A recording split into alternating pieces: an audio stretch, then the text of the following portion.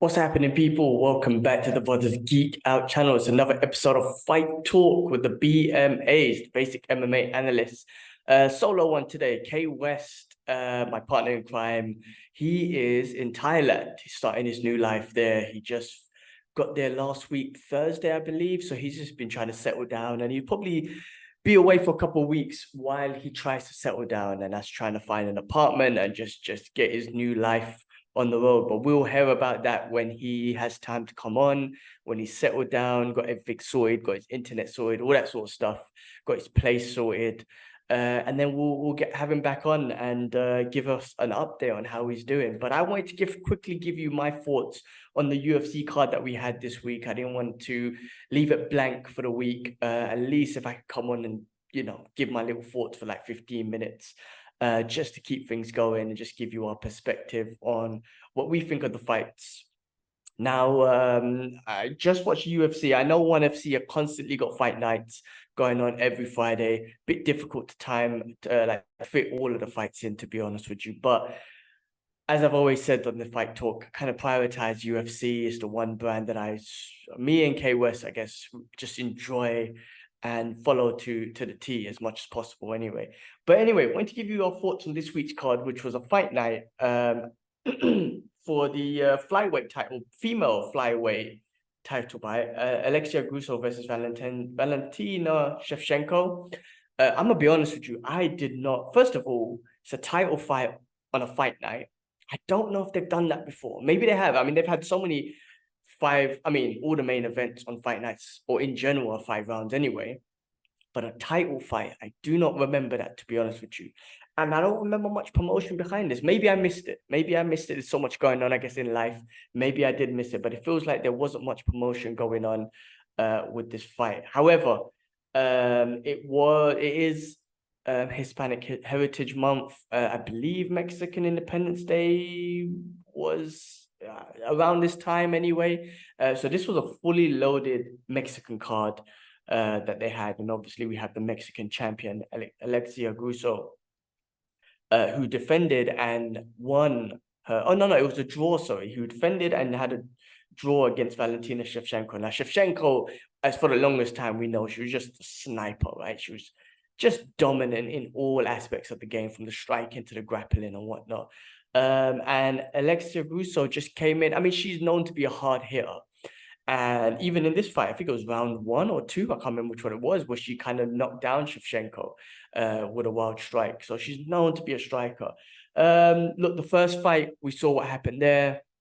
She put on a very, very, very tight rear naked choke. I mean, I don't think in the first fight it was in the neck, actually. It was across the face, but it was that tight. But this one was a draw. It was a good back and forth fight. Valentina, she was great with her jab, but it was the takedowns that I think made the difference. She took her down a lot. She done a lot of ground game. She controlled more on the ground. And Alexia Grasso, I mean, look, she had that one knockdown in the first round, I think it was. In the 5th round, she almost got the choke on again. Shevchenko in 1 round did get a guillotine choke on. So it was a good back and forth fight. I guess it was a hard one to score. However, there was a lot of controversy about the draw. There was one judge, and they put them up. They put the judges' scores up and their names on TV, on the broadcast, like putting them out there. And I think that's a good thing. It's about time putting them on there. Now, it's a bad thing because they're going to get trolled online, which you don't want that on anyone. However, they need to be put on screen because it's not fair sometimes the judging. We've heard so much about MMA judging, and people just get away with it. The judges get away with it. And it could ruin someone's career or whatever it is, But obviously, you don't want nothing bad happening to the judge either, because I think these judges are getting destroyed. There was one judge in particular that called it a 10-8 round for Alexia in round 5. Now, that's a tough one. That's where the controversial score is. Now, she did, at the end of that round, yes, she had the grappling, she almost got the choking, all that sort of stuff. She finished on top, all that sort of stuff. I don't know, I'm no judge, but most people as well were saying that it did not look like a 10-8 round. That was crazy that they did that, or he scored it as that. So that's what probably caused it a draw. If it weren't for that round, Shevchenko would have taken it. Most probably. It wouldn't have been draw. I think Shevchenko would have won. So yeah, there's a lot of controversy around that. Shevchenko made a comment saying, it's Mexican Independence Day, so they kind of gave it to her. It was a close fight. I wouldn't say it was. I mean, that 10-8 round, I guess you could say that's a robbery. So maybe, I guess, from the judge, the judge definitely scored that incorrectly. But it was a close fight. I mean, just from a fan perspective, I did think Shevchenko won just because of more of the control with the grappling. And then, from the striking perspective, she was catching her with a lot of jabs, a lot of body kicks. I won't say a lot of body kicks, but a few body kicks. But from the grappling perspective, I thought she kind of dominated. But again, if you score it as a whole fight, Alexia did get the knockdown, in one of the rounds, and then she almost got submission in another round. So it's a tough one. I mean, a draw, I guess you could say a draw works out, but that 10-8 is where the controversy is around. So I don't know if they're gonna run this back, if they move on. Maybe they move on. Shevchenko takes on another fight, comes back. But yeah, I don't know if they're going to run this one back. But again, with this being on a fight card, with this, I didn't see no promotion around it. It's a title fight. You normally get the embedded, title fights are normally on the, the UFC main events, no matter what, even if it was a co-main event or something like that, they would put it on there and had a whole promotion around it, embedded, all that sort of stuff. Nothing around that. So based on that, are they going to run it back? Do they just move on if there's no promotional thing about this anyway? I don't know. But the Mexican fans were out. Like I said, the Mexican fans were out. They were cheering for Alexia. They were happy for her, obviously. So interesting. I don't know what happens with that division. Do they move on, or do they run it back one more time? I say move on. Let's go check that division. Let me double check the rankings. See who might just be able to kind of deserve a title shot next. Maybe Shevchenko has, takes on the number 2, 3 or whatever. And then they run it back again if they both win, you know what I mean? Zhang Weili is, why is she ranked there? I guess she wants to go up and fight. Maybe they could do that. Maybe they could do a, no, hold on. What is that? Oh no, that's pound for pound, my bad. Valentina Shevchenko, Aaron Blankovic, mess up her name. For Tatiana Santos, Jessica Andrade. Yeah, I don't know. And the rebound. I don't know. Maybe they run Valentina versus Erin Blankfield, and then they do Alex. What's the name? Shevchenko versus Manon Firot or Tiala Santos or something like that. Maybe they run it like that, and then the winners again get the title shot. Or maybe does Zhang Weili go down? Did they do like a? Actually, I don't know about that. Like a champ type of thing. Be it Alexia goes up or no, flyweight, strawweight. Zhang Weili goes up or something like that. I know she said she wanted to fight Valentina Shevchenko. But maybe she could do that. Maybe they could run that. Or they're gonna actually, if they're gonna run in, actually no. Zhang Weili, they'll save her for Yan Xiaonan in China. That's a big Chinese card actually. So if they're gonna do that in China, so maybe they save that. Yeah, maybe look, you do Valentina, you do Alexia versus Erin, and then Valentina maybe versus Manon or Taylor Santos, something like that, and then run it back. Again, if they're not promoting these fights and if they're not on these big UFC cards, then I don't think they're going to invest that much on it anyway.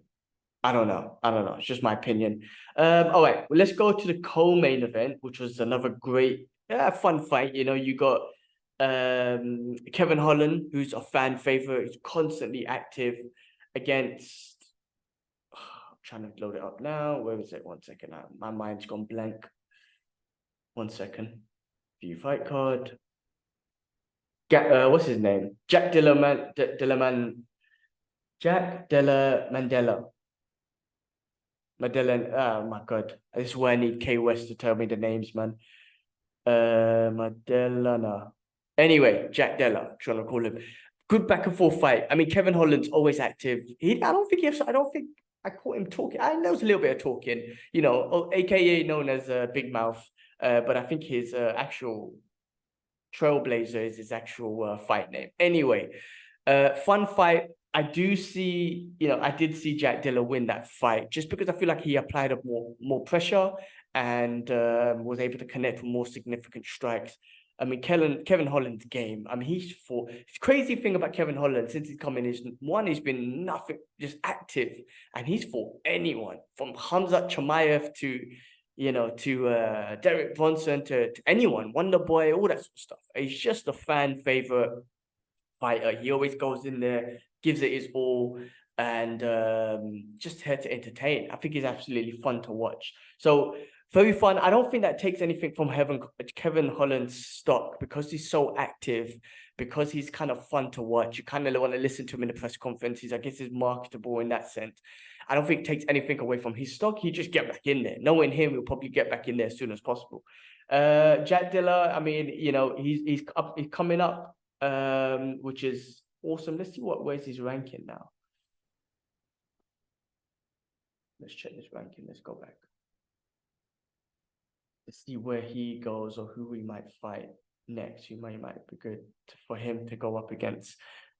That was the welterweight division, right? You got Leon Edwards. You got Edwards, sorry. Jack Dilla, yeah. Kevin Holland was 13. Jack Dilla was 14. Yeah, moving up in the ranks. Maybe you could take a Neil Magny or a Vicente Luque or an Ian.